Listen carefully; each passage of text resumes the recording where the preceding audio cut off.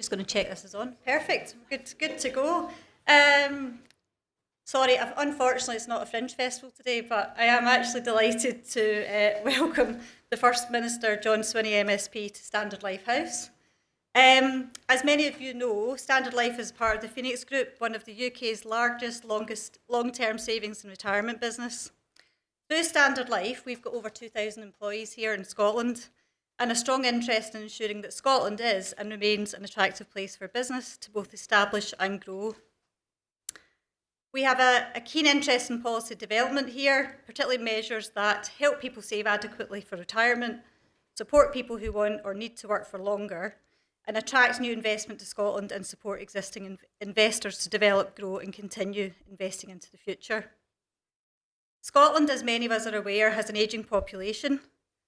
It's ageing faster than any other part of the UK, something I actually didn't know.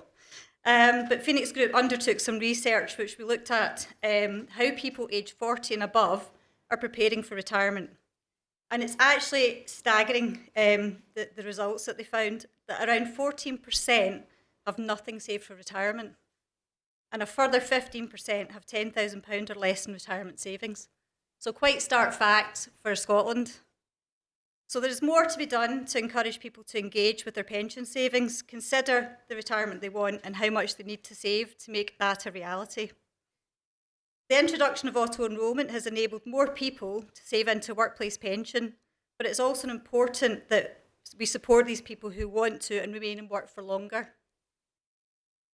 While a lot of the policy levers lie at Westminster, the Scottish Parliament has the ability to influence this agenda by supporting longer working lives through action across good work practices, education and skills. So today, I'm therefore delighted that the First Minister, John Swinney, has joined us, and I'm looking forward to hearing more about the Scottish Government's approach to these policies, issues and their wider policy platform. So without further ado, and thank you, I will hand over to Chris Deeran.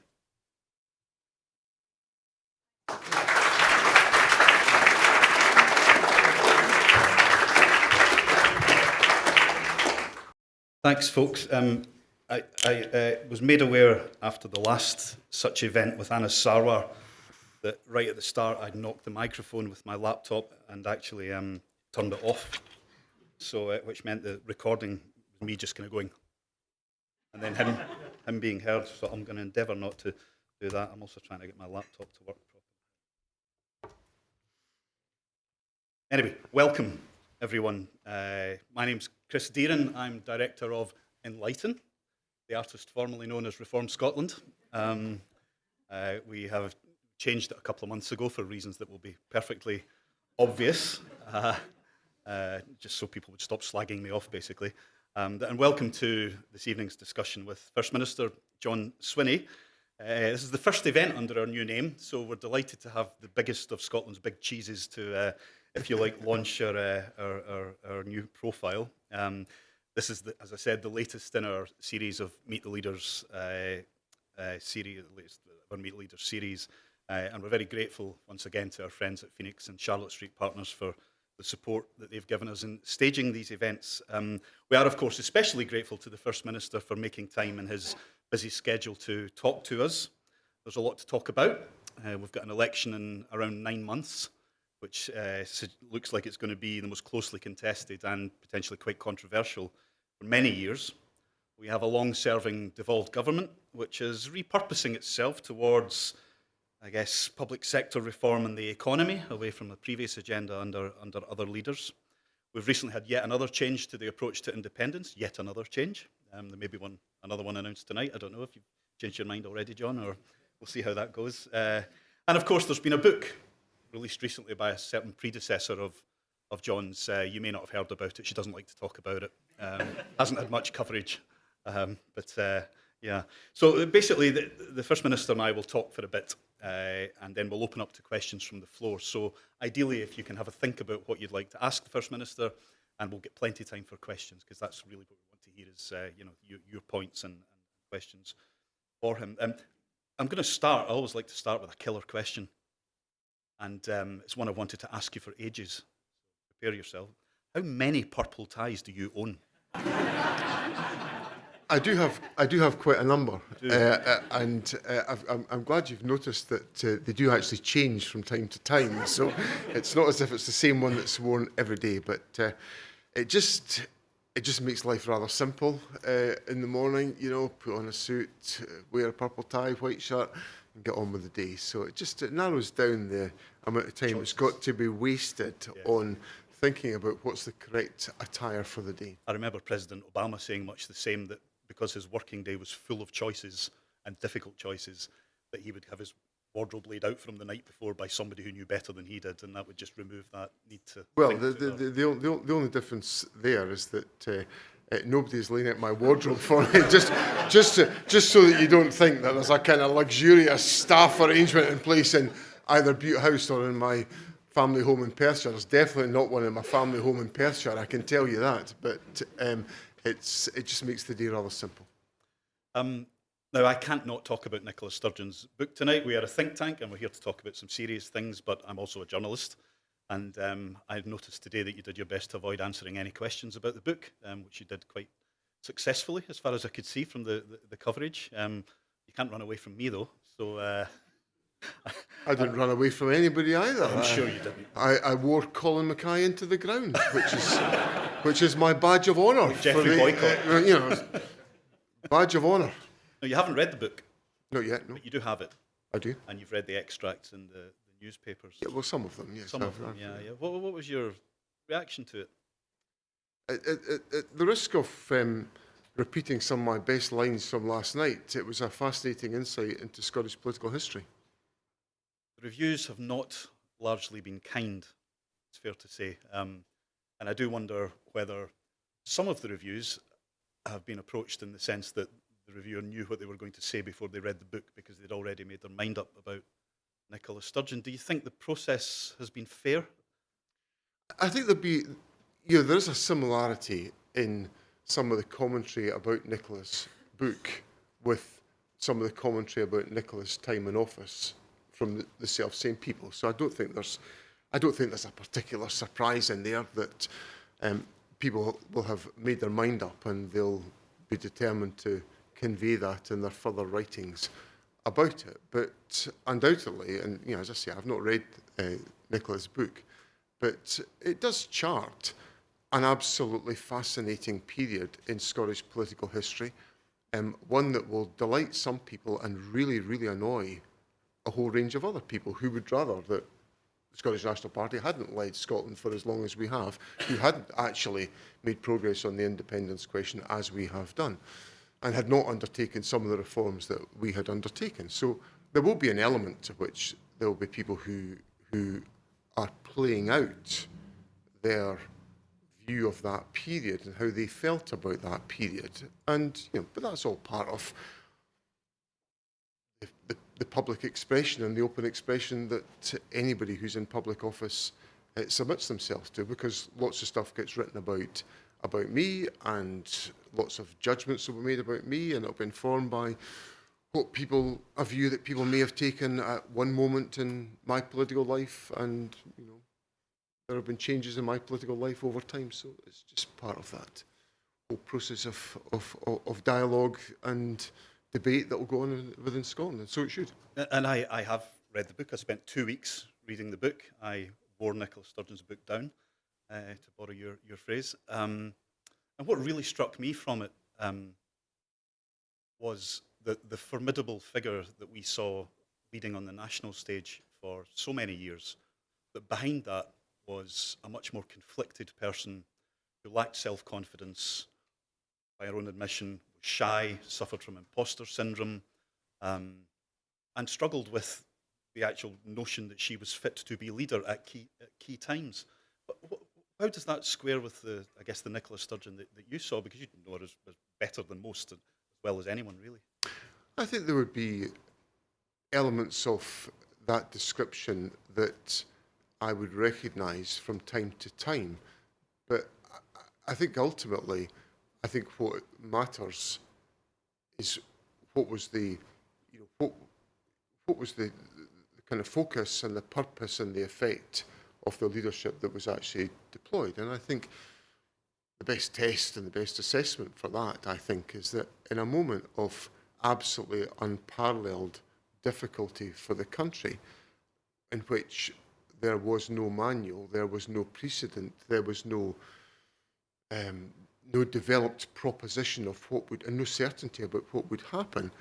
I saw Nicola Sturgeon deliver considered and careful leadership as we moved our way through the pandemic under enormous strain of delivering against those, in that context, against those expectations, against those difficulties. Indeed, that was the environment for all of us. And we were all taking big decisions in difficult circumstances on a constant basis. So I think when you ultimately look at that period, which I think we could all probably accept was the toughest period in her leadership, the toughest set of circumstances to deal with, I think the qualities of leadership and the ability to navigate through incredibly difficult circumstances was demonstrated beyond peradventure. So I think then some of the points that you just put to me there, I think are a bit refuted by that. But that doesn't in any way distract from the fact that leadership is not easy. And I feel that way.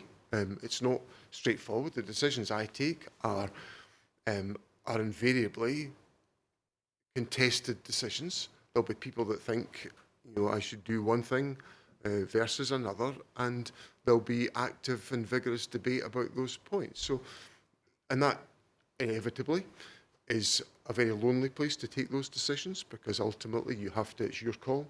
Finally, you're the leader, you've got to decide. And I think some of that may be reflected in some of what is explained in Nicola's book about what she felt at the time. I can't not really ask about the Alex Salmond stuff that's in the book, the relationship that they had, some of the allegations that she's made, which you'll be aware of, and obviously Alex Salmond's family, his widow, have reacted to those in a certain way. They're quite upset by some of the claims. Do you think it was wise for Nicola Sturgeon to make them and to write about Alex in the way she did? I mean, she does portray him at times as a bully, as a bit of a drunk, as a man who was detached from the details. Do you recognise that description of the man? Well, I think you've asked me a number of things in there, and I think the kind of place I think is best to be here is that for me, in my role today, and what I've got to do for Scotland just now, is I've got to focus the country on the future. That's what I've got to do. It's what's driving everything that I do in my political life. What's the future of Scotland? What's the best future for Scotland? And that's where I'm best to concentrate my thinking and my comments. And you have been First Minister for how long? About 15 months. 15 months. It's a life of constant work, of difficult decisions. As you said, you don't get the easy decisions. You get the 30, 70, 20, 80 decisions. The easy ones that get made further down the food chain. Now, obviously, Alex Salmond had his style of coping.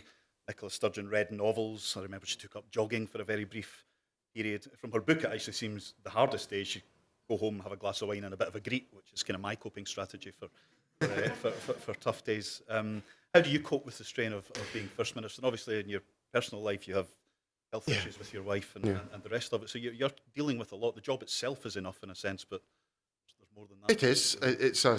I've made no secret of this. My wife and I have made no secret of this. That when I stood down voluntarily in March 2023, I expected a gentler phase of my life to open up, and I was just about beginning to feel as if that gentler phase was beginning to have an effect on me. And one of the reasons I had stood down in 2023 was a realisation on my part that I'd asked an awful lot of my family. You know my wife well, you've been colleagues and friends for decades. I felt I'd asked too much of her over the years. I'd been too preoccupied, too busy, and that with her condition, she just could perhaps benefit from having her husband around a bit more often, although I'm not sure that would be a mutually agreed proposition, but I kind of felt I should do it. And we were beginning to take life just that little bit easier, and then circumstances arose. Hamza Yusuf stood down, and I faced yet another of these political and personal dilemmas. What was the right thing to do? The right thing to do for my family was probably to have just carried on doing what I was doing, which was to stay at home and to be a supportive husband and father and to take life slightly more gently. But my party bluntly needed me to get it through what was an incredibly difficult, I think, almost existential threat to its future. And now, again, you've known me for decades as well. That is an incredibly difficult choice for me to have to make. To say, well, actually, in this moment of total jeopardy for my party, I'm just going to walk on the other side. And I couldn't do that. My wife knows me inside out, and she knew that I couldn't do that either. And just, I suppose, enabled me to take that decision is the best way that I could put it. So it comes with a lot of strain because the job is big, the demands of time are enormous. There are, of course, moments where we can, as a family, enjoy some of that time together, and we try to organise things in a way that enables my wife and my son to be with me on certain occasions, which is precious. And I may be leading some event or some set of circumstances as First Minister, but I have my wife and my son at my side, which is lovely. And so that's one part of my coping mechanism, keeping my family very, very close to me. The other part of my coping mechanism is running, and I try to run as frequently as I can. It's a challenge because that requires getting to bed at a sensible time at night to allow me to run at 6 o'clock in the morning. Because if it doesn't happen at 6 o'clock in the morning, it's not happening at all because the day just runs away from me until I go to bed. And the challenge is, can I get to bed at a sensible time that allows me to even think about getting up and running at 6 o'clock in the morning? So that's my principal coping mechanism. And I can quite literally go to bed at night with some issue that I cannot fix in my mind. I can't sort out what's the right thing to do, and it's troubling me. And I can start running, and the answer comes to me and how I feel about it. And so there can be moments like that, but the underlying point is that I think the act of running allows me to think that I have done something in the morning before anybody requires me to do anything, which actually looks after my own well-being and keeps me as strong as I need to be to support my family and to lead the country and the government. So having those type of mechanisms is important. You said about wine and greeting late at night. Sort of alcohol sort of kind of left me around about the same time as we had our son in 2010. I remember thinking one night, what would I do if, I had to be, if suddenly something happened and I'd had something to drink and I had to be required to respond and, used to be known as the Minister for Good Morning Scotland, get on Good Morning Scotland PDQ and answer whatever it's going to be or whatever. And I decided the two things were incompatible. So that's... So you've been teetotal? Not teetotal. I was telling John Beattie on a fascinating whiskey podcast that he does that I do every so often in certain circumstances enjoy a glass of whiskey, but that's about it, and it's very rare. But I think that's also part of, so my equilibrium is created by my running. And also, I suppose the other tonic is I go to a particular Scottish island, Tiree, every summer. It's a place of joy for us as a family. We keep on going back there, and I quite literally think, as I go through the year, well, I've got, however tough today is, I'll be able to get to Tiree in due course, so that's a good feeling. So you talked about, you stepped back from frontline politics and thought that you'd done your hard yards and you were very wrong. But actually looking ahead to next May, the number of SNP MSPs standing down is significant. And a large number of female women MSPs, Kate Forbes, the most recent and high profile, Marie Goujon, Shona Robeson, Fiona Hislop, Annabel Ewing, Nicola Sturgeon. The parliamentary party after the next election, if the election goes as the polls suggest it will, and you're returned as the largest party, it's going to look very different, isn't it? And you're going to have to rethink your government because a fair amount of your cabinet's standing down as well. How do you look to that as a First Minister? Do you think will you reshuffle before the election so that you can get people into place who will be in a position to do the job after the election? How do you manage that kind of the fresh people coming through, the loss of such a large amount of your long-term talent as well? Well, I think some of my colleagues are stepping down because they've done a very long shift. They've been in there not quite as long as me. I was elected as an MP 28 years ago to the House of Commons, so I'm the longest serving amongst them all, but there's quite a number who came in 1999, served continuously, and they feel they have served for long enough, and I completely respect that. I regret the loss of a number of my colleagues because they are stepping down with a lot of experience, and they've been close colleagues, friends, and confidants of mine. So I'll miss them, and I regret that. But I also understand the reasons. Some others are stepping down because the climate is tough, and I think we have to be honest about this. For many, I think, particularly younger women, the climate is pretty horrendous. The social media endurance is hard to bear for some people, and it makes public service look pretty unattractive at times.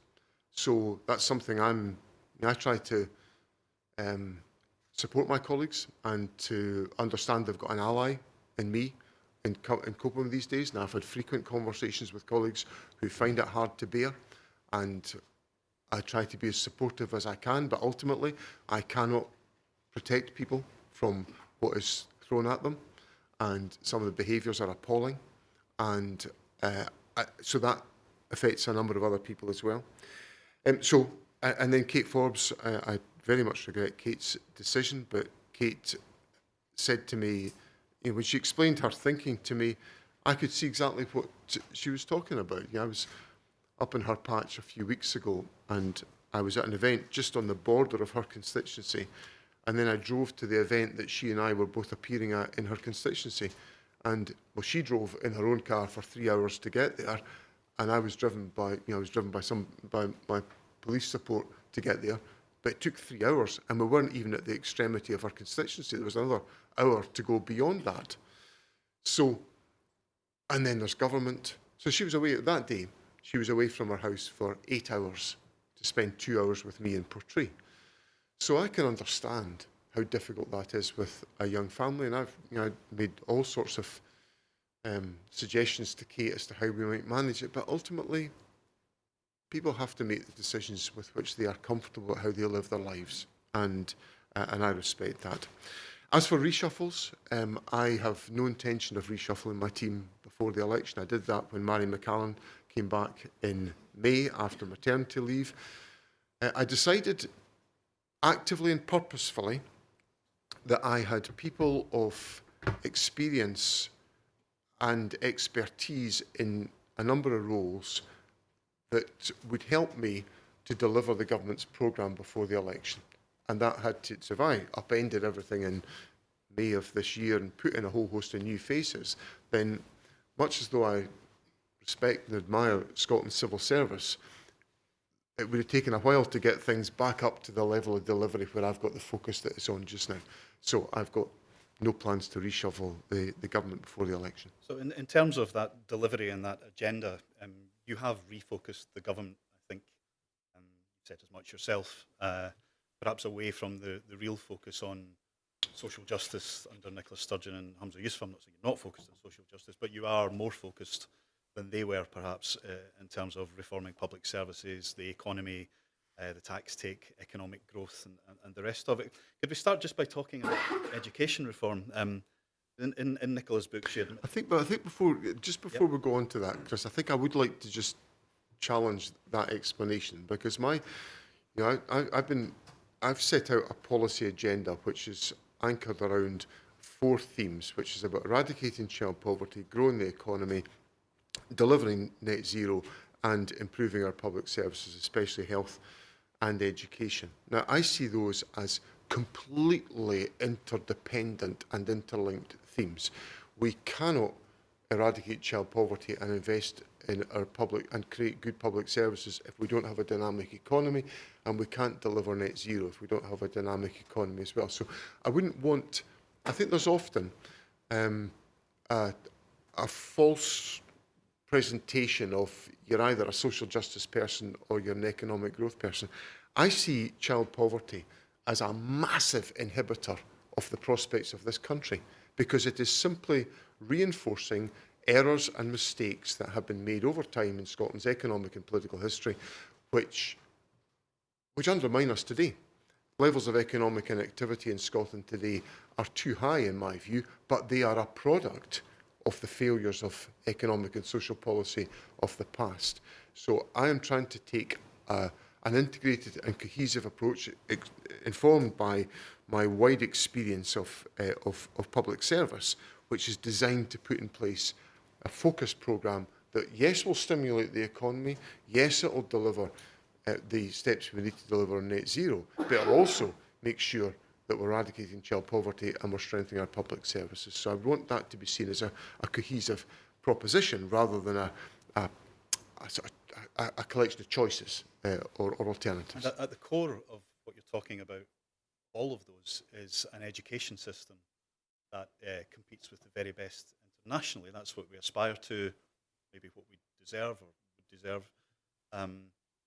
And I wonder how many people in this room would think that Scotland's state education system is currently delivering that quality of education for enough children. We know that the international surveys have shown Scotland declining in terms of the performance, and I know you can throw some data at me and I could throw some data back at you. But overall, I think there is a sense that, certainly for the kids that really need the benefit of a good state education, too many of them aren't getting it. And Nicola Sturgeon in her book talks about that, about not having achieved what she wanted to, the attainment gap anywhere close to being where she'd have liked that to have posed to. She had some ambition at the start of her first ministership. There was the bill to give head teachers more autonomy. Were you Education Secretary at that point, which was scrapped because you decided that COSLA would do it all voluntarily, which didn't happen. And I do wonder. Well, let me tell you why I took that choice. The reason why I took that choice is I didn't think I could get it through Parliament. That's why I took that choice. We didn't have a majority. I needed someone else to vote for it, and it became clear to me no one else was going to vote for it.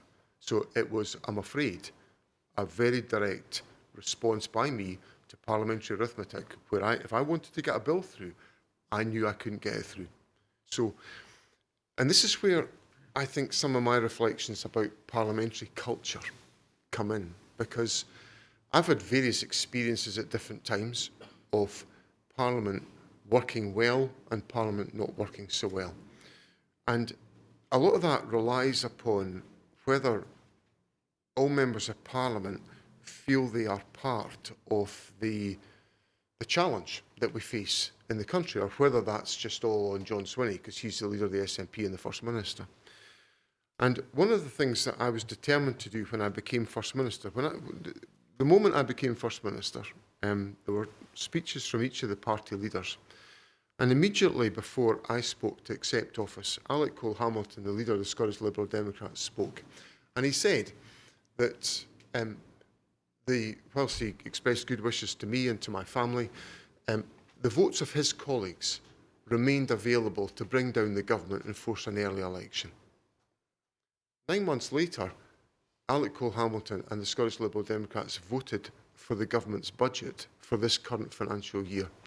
Now that, for me, is a moment of enormous pride, because what I was able to do, and what was also led on my behalf by Shona Robertson, was to work constructively and collaboratively within Parliament to build shared agreement and to build a sense of common purpose. So that, to me, is an example of Parliament working well, where, a budget, if the budget hadn't passed, then Parliament would have kind of descended into an early election.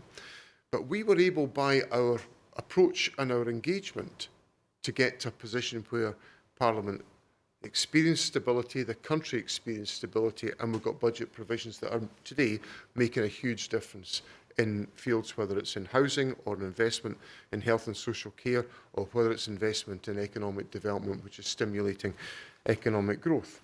Now, that doesn't happen by accident. It happens by the style and the approach that we take to try to create some common ground, and that's what I've been trying to create. Now, the education reform proposals that you raised with me, I would have liked to have pursued those. I think head teachers are ideally positioned to exercise much greater scope and leadership over what goes on in their schools.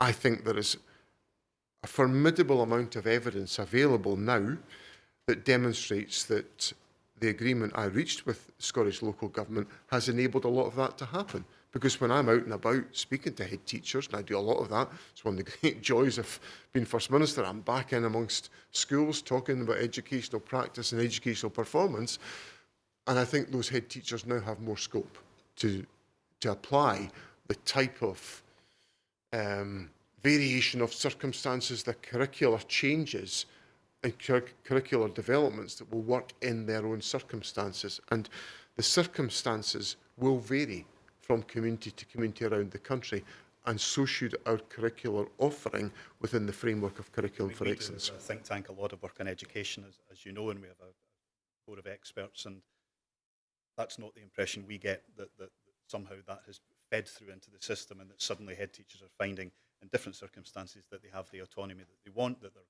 actually more hidebound by Curriculum for Excellence, that they are dealing with discipline risen since lockdown, that they're dealing with absenteeism. The classroom is not the classroom you and I would have gone into as children ourselves. It's a very different environment. Very much so. And you've been in government as a party since 2007, and it's, in a sense, saying, well, the Lib Dems wouldn't back this or whatever. That's 18 years, and if you win next year, it'll take you into your third decade in power. The education system has not improved in the way that it should. It hasn't felt at any point like any education secretary or any First Minister has grabbed this with the authority and the energy that is needed. We've seen it happen in other countries. We can see in England their data just rising and rising. We can see all the best performing education systems, and there are themes to what they've done. And in Scotland, we haven't done any of that, and no politician has owned failure to do it.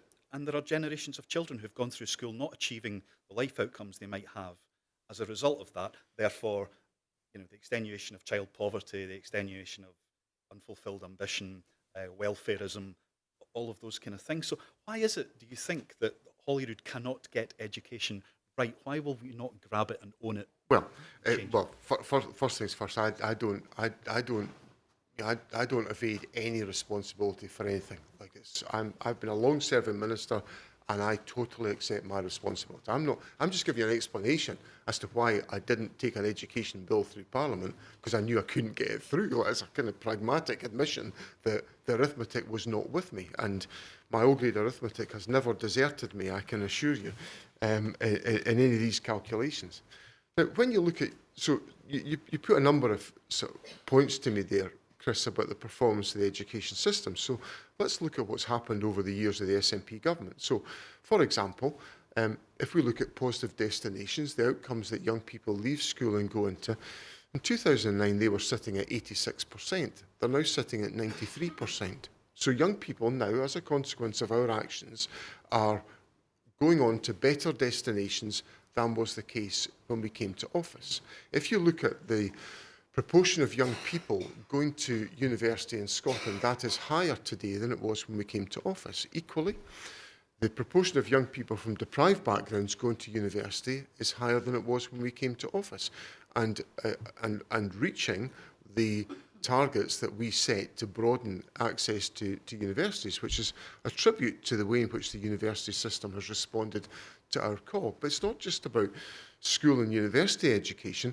We came into office and recognised that one of the strikingly significant interventions we could make to tackle child poverty and to improve outcomes was to expand early learning and childcare. So when we came to office, early learning and childcare entitlement for 3 and 4-year-olds was 475 hours in the year. It's now 1,140 hours available in every single part of the country for all 3 and 4-year-olds, and for many 2-year-olds into the bargain. Now, these are all a set of measures, which when you then add in some of the other reforms that we've taken forward, which Nicola Sturgeon introduced, by the way, on the Scottish Child Payment, using powers that were achieved as a consequence of the Smith Commission that I sat on, and we see child poverty rates falling in Scotland when they're rising in the rest of the United Kingdom as a result of deliberate policy choice in Scotland, which I'm very proud of. And I want to keep moving in that direction so we make further progress in child poverty, because that will be all to the good of the prospects and the opportunities for young people in Scotland. Now, we have got an intense focus on improving standards within our schools. Indeed, the latest data for achievement of curriculum for excellence levels shows increases in literacy and numeracy at, I think, just about all levels where we measure that performance. And of course, I introduced those measures to much controversy. You know, people didn't want us to be introducing those measures, and we introduced them, standardised assessment. Folk didn't want it. There's a reform that was resisted by Parliament, and I took it through to make sure we could have a sense of the progress that was being made in education before we got to the national qualifications. And of course, on the national qualifications, we saw an improvement in the pass rate at National 5 and at higher in these, the recent national exams, which took us to higher. They were increased on 2019, which is the pre-pandemic reference year, which I think demonstrates that we are delivering that progress in the education system, which is important. So I say all of that to say, Chris, that I recognise the central importance of education in creating a strong platform for the economic future of Scotland, and we can achieve that by virtue of the steps that we're taking. So you think you're getting state education right? I think we're making progress on that, and it's always going to be.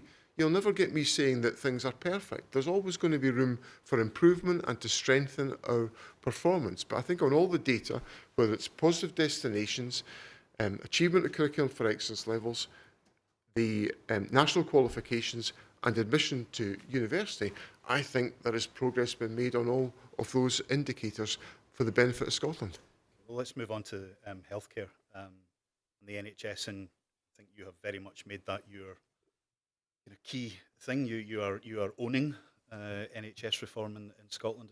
Well, I own all areas of policy. You do own all areas, but I can't readily avoid any of that responsibility. But you very specifically, you made a speech on NHS reform. You said you would cut waiting lists, and you've sort of hung your hat really on achieving that, presumably by the time of the next election. There wasn't a universally positive response from people working in the healthcare system to some of the measures that you introduced. I think there are a number of strategies and frameworks, but there does still seem to be a feeling out there, and again, we've done a lot of work on healthcare, that although there are all these strategies and frameworks, there's still a bit of a lack of detail about what will actually be done that will make a difference. And we all know there's a real fear about the future affordability of the NHS, and the current affordability for that matter. We're all worried about social care and how we're going to get that system right and how we're going to fund that. Can you just talk to us a bit about your vision of how you, again, looking at an NHS, and you won't like to use the word crisis, but it's the word that the healthcare profession uses. They very much think that their sector is in crisis. Are you doing enough? Is what you're trying to do really even going to touch the sides of this? Because the scale of it seems so large that bringing waiting lists down a little bit over the next few years isn't addressing the longer term problems that we face because of an ageing population and a sickening population, and healthy life expectancy being the worst in Europe, and all of these kind of dreadful data that there are two factors which I think necessitate the type of reform agenda that I'm bringing forward. And one of those is essentially the implications of COVID. So that's the new factor which has created when you interrupt the delivery of your scheduled healthcare services for the best part of 2 years, there will be an implication of that for a prolonged period. So that's one factor. The other, which of course we have known about for a long time, which is the ageing of the population, and the comparative ageing of the population, and the fact that there will be more older people who will live for longer. So my thinking around that is essentially predicated on two important points. One is to improve the volume of activity that can be undertaken to tackle those waiting lists and those waiting times. And we're beginning to see the fruits of that in terms of the impact that has been had. We just, some of the investment that we have set out was estimated to deliver 150,000 additional procedures, in fact delivered over 200,000 additional procedures. So I'm very pleased with how that very focused piece of work has helped us to erode waiting lists. The second thing we just announced, I think it would be just last week, a record number of hip and knee replacements which have been undertaken, and that's which demonstrates the improvements in the volume of care that are being undertaken. So there's different steps we can take to do that. I've just literally come from a quarterly meeting with NHS Board Chief Executives in St Andrew's House, where the Health Secretary and I have been essentially monitoring where things are at and putting the appropriate challenge that you would expect from the First Minister and the Health Secretary into that discussion. The second element that's dominating my thinking is about the shift of the balance of care. So we've done a lot of that to move to more preventative interventions. So if you look, for example, at the rollout of the HPV vaccine, for example, has had a very beneficial effect on women's health. So that's an example of a preventative intervention. We need to be doing many more things of that nature, and we need to be shifting much more resource away from the emergency intervention, which, this is going to sound terrible how I say it, is always an expensive intervention, into the preventative or the earlier intervention which avoids that crisis moment. Thing to do that, though, isn't it? Taking money away from the emergency and ill health interventions towards a because we've been talking about this for but it can and is being done. So in Forth Valley, for example, I was just looking at some of the data about this earlier on today.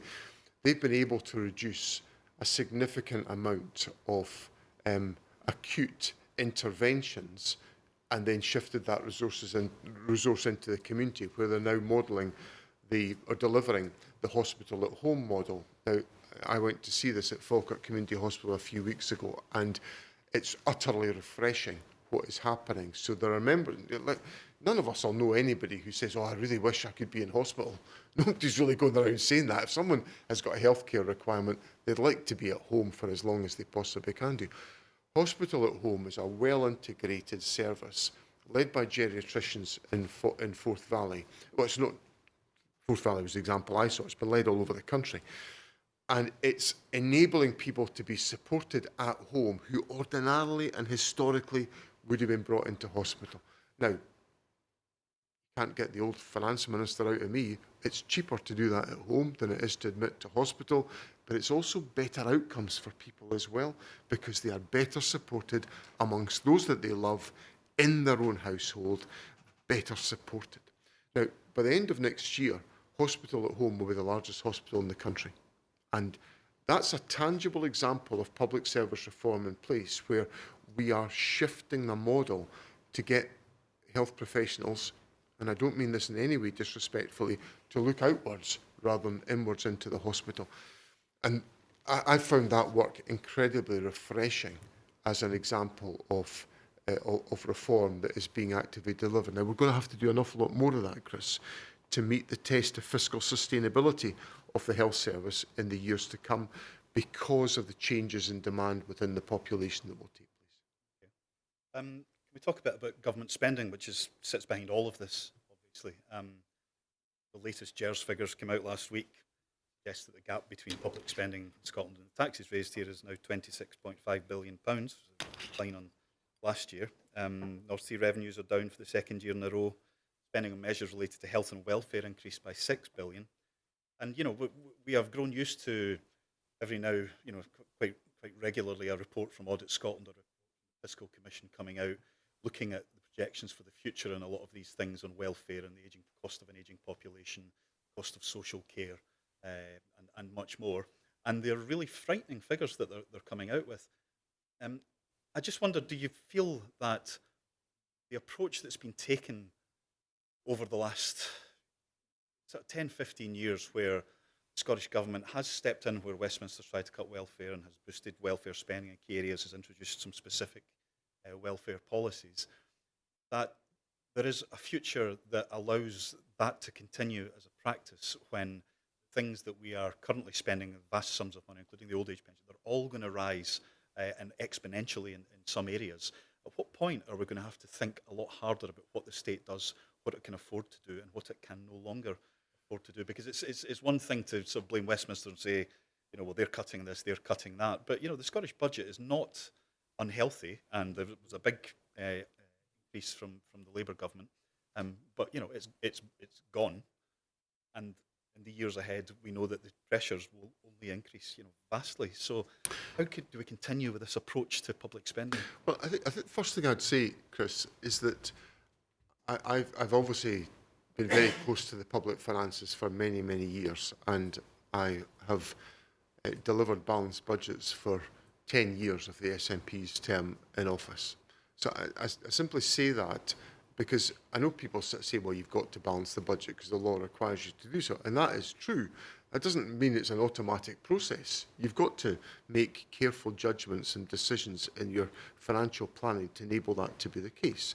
So throughout the lifespan of the SNP government since 2007, over these last 18 years, the budget has been balanced on every single year. We've lived within our resources.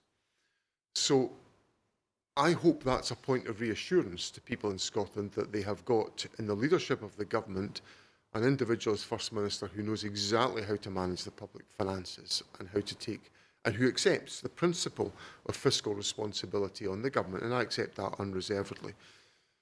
So while I may have views and points to make about UK government choices, once it's up to me, I get on with it and I deliver. There are choices that we've actively made, but they are active policy choices for a purpose. So when we ask, for example, people on higher incomes to contribute more in taxation, we're asking that to enable us to achieve more impact for the people in Scotland, and it therefore enables us, as one of the elements, to afford the Scottish Child Payment, which is helping to keep hundreds of thousands of children out of poverty. Sorry, it's helping to keep about 90,000 children out of poverty, one of the measures that's helping in that process. So there's active financial choices and policy choices being made where we're asking people to contribute more to the public finances to enable us to achieve more and to achieve our wider policy objectives. Now, all of that's got to be done within a climate of fiscal responsibility. So just before Parliament rose for the summer recess, Shona Robertson, the Finance Secretary, went to Parliament and set out the thinking behind the medium-term management of the public finances, and that will require reform.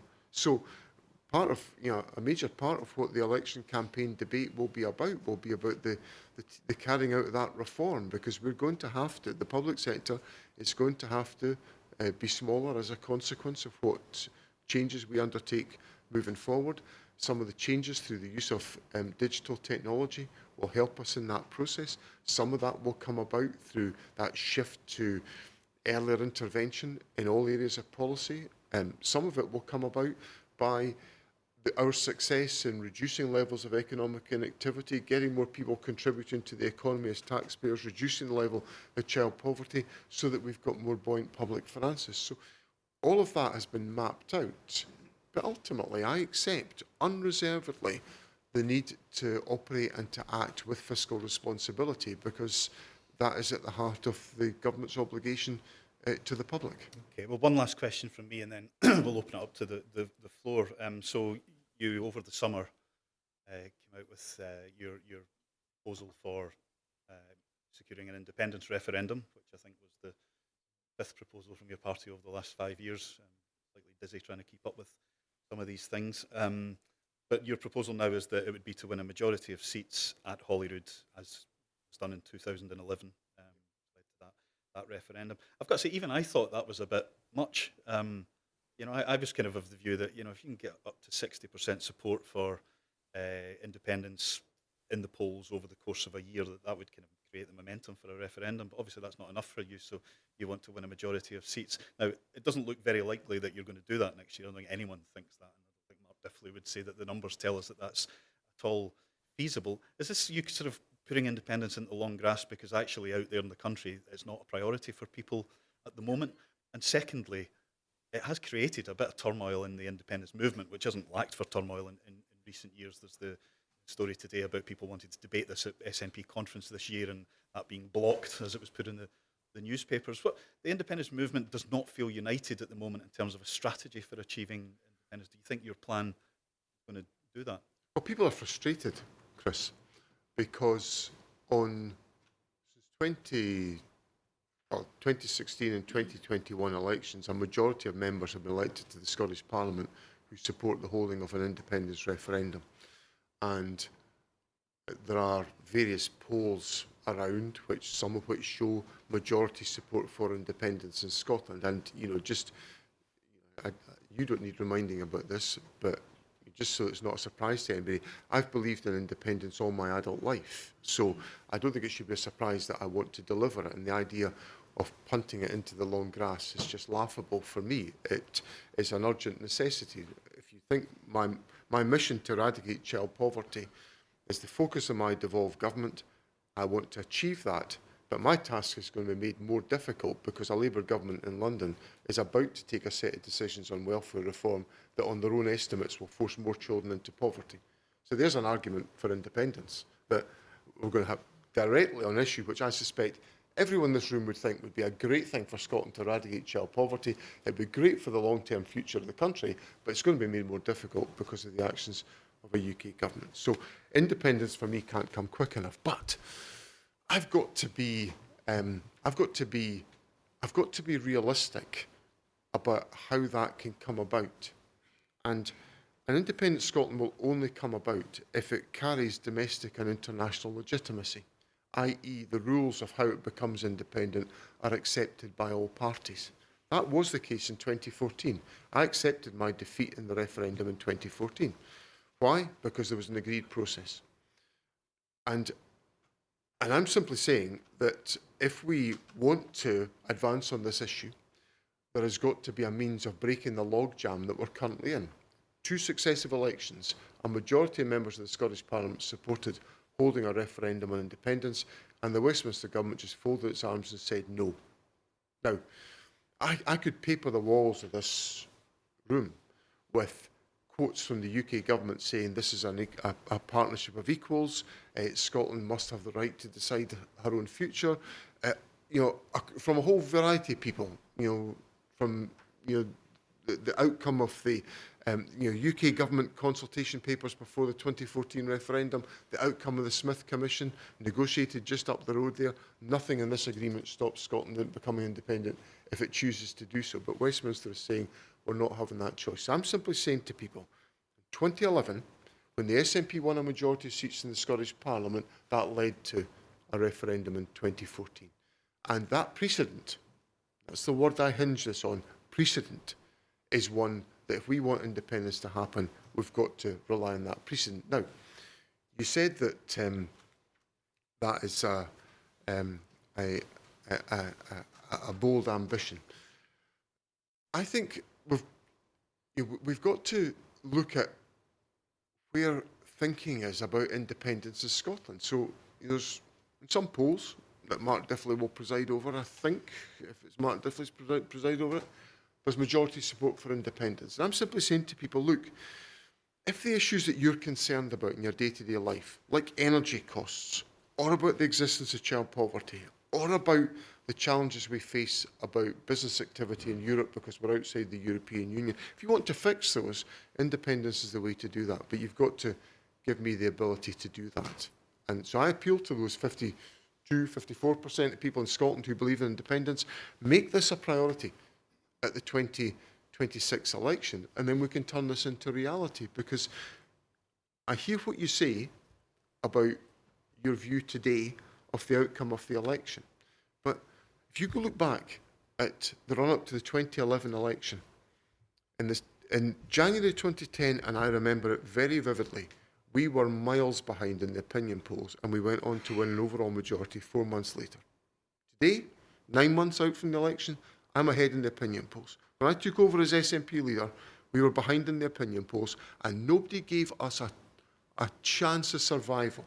And I've got the SNP back into the lead, commandingly, in the opinion polls.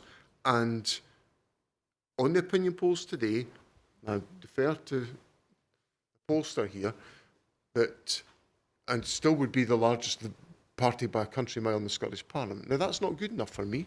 I'm not in any way suggesting, A, that that's banked, or B, that it's good enough. It's neither. I've set out what we've got to do to create a pathway to win Scottish independence, and I'm going to give absolutely every fibre of my being between now and the 7th of May next year to make sure it happens. Okay. Well, let's take some questions then. If you want to put your hand up, I see Ben Thompson. Ben, do you want to? First of all, well done on the name change. Really like it. Enlighten goes back to good Scottish roots, and I think the confusion with Reform Scotland or Reform was an obvious one that needed to be addressed. So well done, and thank you very much, First Minister, for a very honest and approach to all the issues that are out there. The one I wanted to raise particularly was, I've been in business 40 years. I think this is the toughest environment us businessmen are going through at the moment, business people. We're hit by consumer confidence that's hitting revenues, increasing costs, fuel you mentioned, but national insurance is really hitting us, increased bureaucracy. And at the same time, it's pretty difficult to get capital out there. The capital markets have shut down for us. Politicians talk a lot about, and one of your pillars is growing the economy. How do you build back the corps d'esprit, the sort of momentum and energy and enthusiasm for actually the economy to grow, and give some sort of practical examples of how we can achieve that? There are a few sectors people mention, like the green sector, but actually it's just the basic day-to-day smaller businesses that make up most of the economy. We're struggling at the moment. How do we turn that around? Thanks, Ben. The first thing I'd say is that, well, there's one issue I'll get out the road first of all, and I hope it's felt like I've not just sat here and blamed the UK government for everything, but I hope it's not felt like that. But I'm going to say something about employers' national insurance contributions, because for me, I cannot fathom how, I am completely in alignment with the Prime Minister on the importance of growth in the economy. Totally aligned. How you come to the conclusion that the best way to fuel growth in the economy is to increase a tax on jobs is utterly beyond me. I can remember Mrs. Thatcher describing employers' national insurance contributions as a tax on jobs. I can remember that from my teenage years. Now, had nobody in the UK Labour government heard that it might actually be an antidote to growth? I'm hearing exactly what you're saying about the challenge of employing people because of that increased cost. So one of the points you raised with me, Chris, was about the social care sector. You go out there to the charitable social care sector and have a conversation with them about employers' national insurance contributions, and that's what's driving the crisis in social care. A bolt out of the blue. Our universities, jewel in the crown, bolt out of the blue. Extra several millions. So I just think, so I sympathise. And to me, it's an argument that fuels my politics. I think, well, why are we dealing with absurd decisions from a UK government that's made the business environment in Scotland more difficult? So that's my assessment of very flawed decision making by the UK government on that question. Now, what can we do? Well, one of the best things I think the Scottish government has done is establish the Scottish National Investment Bank. We committed to 10 years worth of contributions of £200 million per annum. There are currently, and we fulfilled that. I think we must be in about year 6 or maybe year 7 now of that contribution.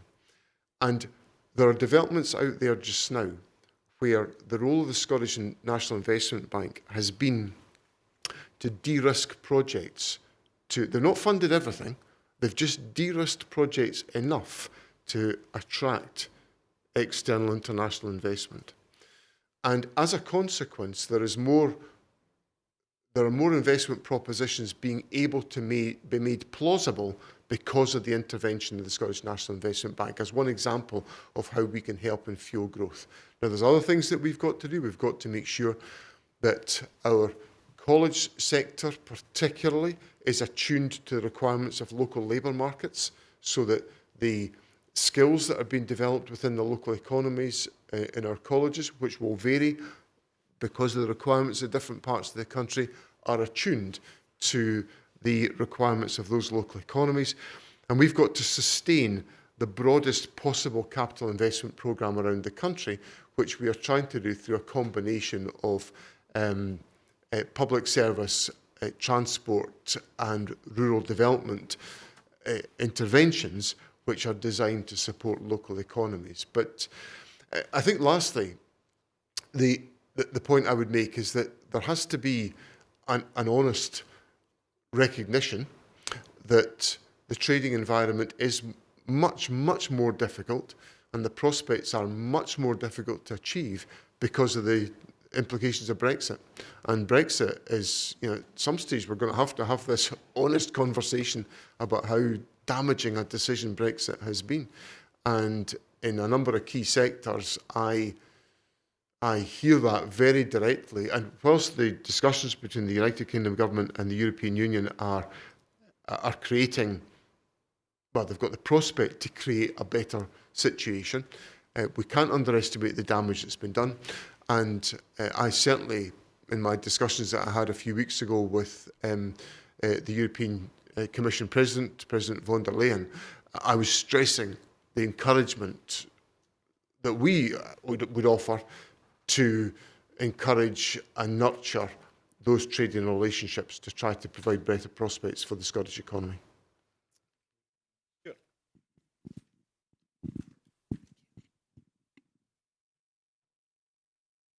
Thank you, Chris. Good afternoon, John. Thanks very much for your time and your openness in all these questions. I wanted to ask you a question about energy. You'll be aware of the growing discontent across rural Scotland, the Highlands, Perthshire, southern Scotland, about the perceived industrialisation of the landscape for renewable development. You know that from your own patch: solar farms, wind turbines, pylons, substations, batteries, all over Scotland now. In a lot of cases, the discontent's understandable. We know we're now generating more than 100% of what we use as our electricity. We're actually generating that from renewable energy at the moment. We're paying billions in curtailment charges. People aren't seeing their electricity bills coming down to pre-COVID levels. So it's understandable why people have these concerns. And most of these people are not net zero skeptics. They understand why we should be doing this, but they also hugely value all the things you do, the landscape of Scotland, its heritage, the beauty, but they're seeing this huge industrialisation. And I think more importantly, or as importantly as that, they're seeing local democracy overrun by decisions made centrally. So what can you do to either convince people or take into account those views that local people have throughout rural Scotland? I think, sure, the first thing is that I understand entirely the anxiety and concern that will exist in a number of these communities. I've heard it. I've engaged with this on a local basis in my own constituency. I've engaged with it in other parts of the country. So I completely understand why people feel the way that they feel. I think it's also important that the planning ethos and guidelines within Scotland take due account of the natural environment of Scotland, particularly around areas of scenic beauty and of natural significance. All of these factors have got to be taken into account in all planning decisions, whether they're taken at local level or at national level. And there also has to be due account taken of concepts which are reflected in planning policy about cumulative impact, because there is, there's more than a fair amount of speculation on many of these developments that are being undertaken, but the concept of cumulative impact will have an effect on the consideration of some of these issues. So there has to be a robust and rigorous planning approach taken, which takes due account of all of the issues, the legitimate issues that are raised on this question. The second point I would make is that there is an importance of people seeing and believing there is a benefit to any of this. And that's where I think the current arrangements are not serving us well. The UK government has considered this issue and has closed its mind to the idea of zonal pricing. And the conclusion I draw from that is, well, okay, we know what you're against. What are you for? What are you going to do to address the legitimate sense that you put to me, Stuart, that we're generating all of this power, but we are not getting any of that benefit? And that's where electricity market arrangements have, in my view, completely and utterly failed Scotland and their decisions, again, of a UK government. So there has to be an electricity market arrangement that enables people who are seeing all of this power being generated around about them to experience much lower energy costs, which would actually help on some of the issues that Ben Thompson raised as well. And lastly, you're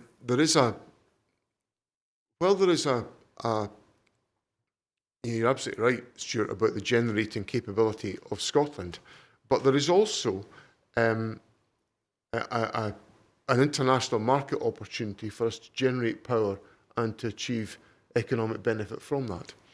And if I look at the aftermath of the invasion of Ukraine and look at the European desire for alternative sources of energy, Scotland is well placed to meet many of those, and indeed the agreement that the UK government has reached with the EU enables some of that dialogue to take place. We've got to get to a position where we're able to benefit much more from the realisation of that economic opportunity than we currently have. But I totally understand the frustration, and the assurance I would give is that the policy approach and the planning approach within Scotland will take account of all of these factors and how it's taken forward. I think we'll maybe get time for just another couple. I think we'll get one on housing here, I suspect. And then... Thank you very much, Alison Watson, Shelter Scotland. Great to have the opportunity to speak to you tonight, First Minister. And I want to take you back to a comment you made earlier about the one change that you've made to your cabinet, the introduction of Mary McCallan. As you know, Shelter Scotland is very warmly welcoming the opportunity for housing to have a seat at the cabinet table. We were delighted to have the opportunity to meet with Mary about a month ago, and I know that she shares with us, as you do, the concern about the devastating impact that homelessness has on children. And I say that in the context of 149% increase in homelessness amongst children since 2014. What do you think are the specific actions the Scottish Government can take in this parliamentary term to reduce the number of kids who are stuck in temporary accommodation? Thanks, Alison. And my decision about the creation of that specific portfolio was designed to give the further policy focus I think is required to address the issues that you raise. I think there are two things I think we can do in this parliamentary term that will have an effect on the levels of temporary accommodation that children are experiencing. And by the way, before I come on to that, I accept fundamentally the premise of your question that in a government whose mission is to eradicate child poverty, a housing contribution to that agenda is vital. So establishing good, stable housing for children who are potentially living in poverty is a key part of how you take forward that agenda. So that's an example of us not operating in compartments within government, but of recognising the interdependencies that exist. The two things I think we can do are these. First of all, we can provide the financial stability and certainty to the housing sector to enable the investment in affordable housing. And I think that clarity was offered by the significant budget announcement made in December of last year, which has now been enacted and is now being deployed around about the country. And also the assurance that goes with that, that there will be sustained capital investment in housing of that nature in the years to come. And we'll say more about that in the spending review later in the year. The second thing we can do, and this is something which I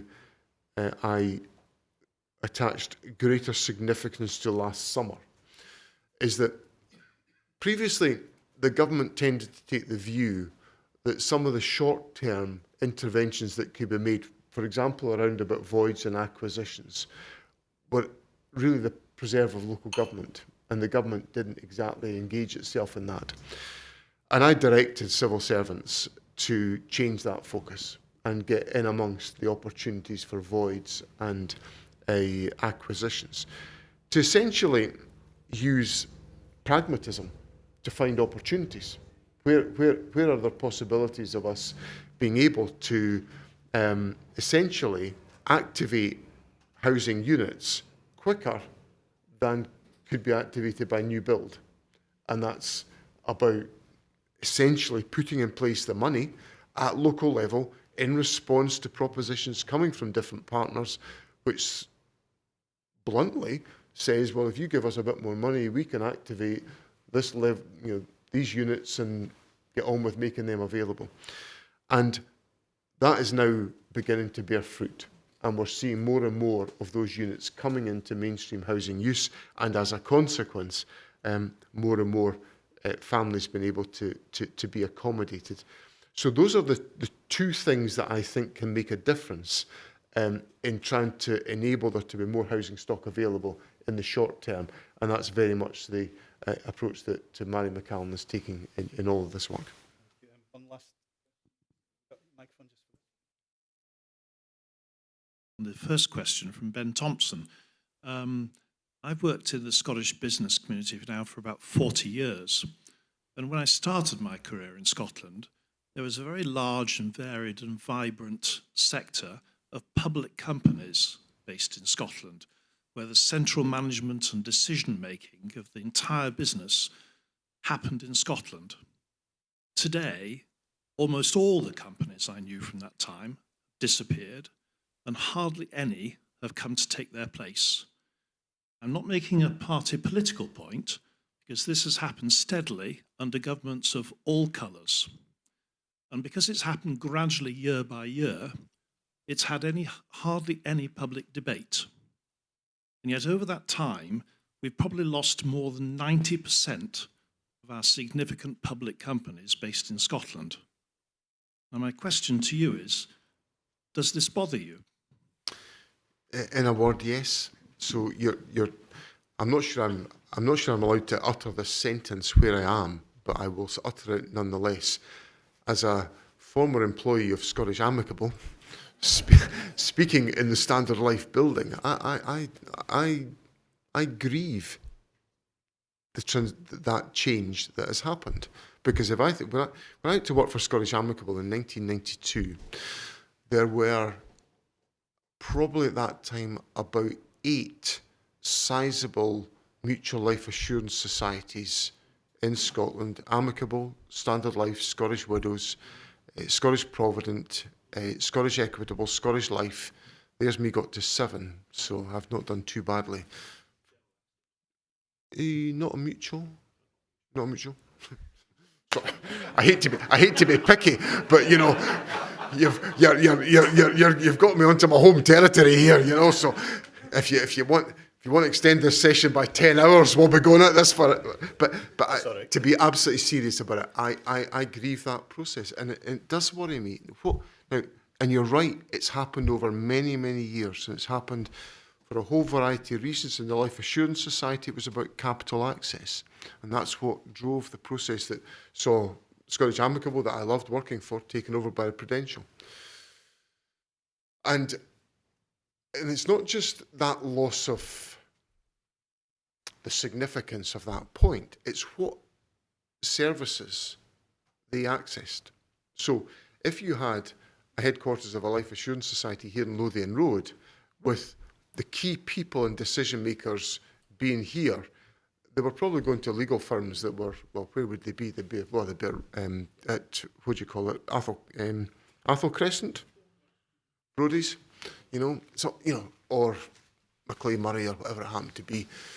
And there's been Brody's is not a good example, but there's various, they don't come to mind, various acquisitions of legal firms, and they're into much more consolidated groupings as well. So you've got all that high value advisory work that was fueling opportunity within the economy. So there is an economic, there's a domino economic consequence of that as a consequence of the loss of that control. And you're right, it's happened over probably 30 years. And I think a lot of that has happened because of global factors that have created much more significant institutions. But not all that has been good, as we found out with, I went to see Make It Happen during the festival, and it was a bit of a salutary reminder about where all that can end up. So I think it's an important point, and I agree with you. I don't think its significance has been the subject of public debate. And I'm interested in creating as strong and as vibrant a business and economic community as I can in Scotland, because that's the route to generating the type of resources that allow us to eradicate the social ills that I think undermine us in the long term. Thank you, First Minister. Malcolm, you're going to do the vote of thanks.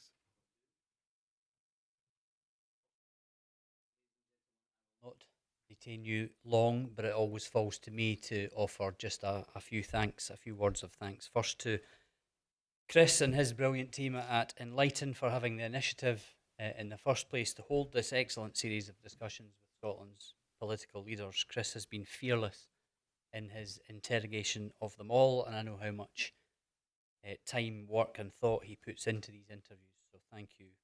To my team at Charlotte Street Partners, thank you for once again for simply allowing me to turn up, listen and then say thank you. I appreciate your support, and every day is pretty much like that.